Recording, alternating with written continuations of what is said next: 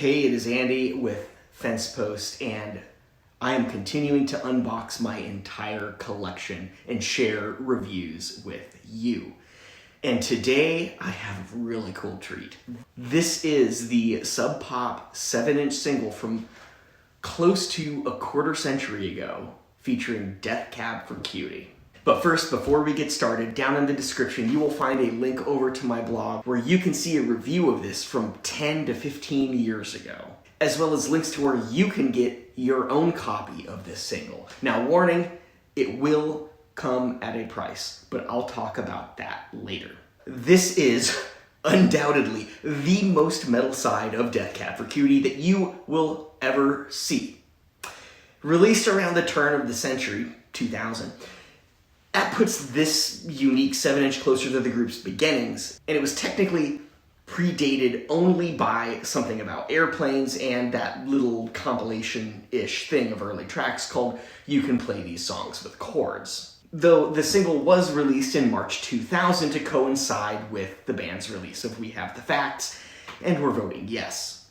The long hair, grungy attire, and even somewhat metal look is, well, it's almost appropriate for the early editions of the Sub Pop Singles Club, and Sub Pop circa 10 years prior to the release of this. However, Death Cab is much mellower than the majority of those early artist contributors, even the ones that seemed a little bit less grunge.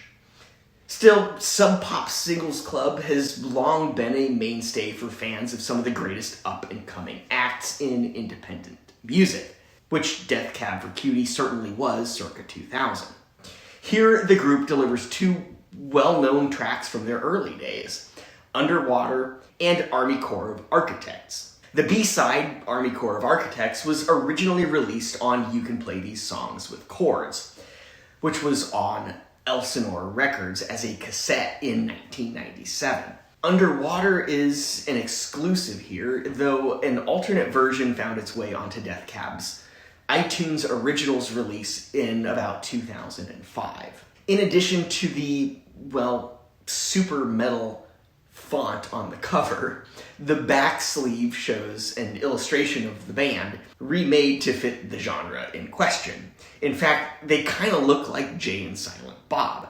Pressed to clear wax, there are 1,300 copies of this out there, and the price has jumped quite a bit since I snagged it for a cool $15 US just over a decade ago.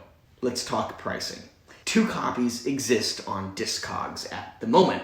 Both are upwards of $100. Don't let that persuade you, because this is a really freaking cool piece. If you are a diehard record collector, have at it.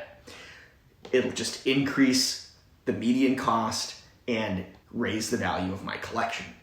But if you're not a diehard record fan, you'll probably be better off picking up a copy of You Can Play These Songs with Chords, or a repress of Something About Airplanes, or, even We Have the Facts, and we're voting yes.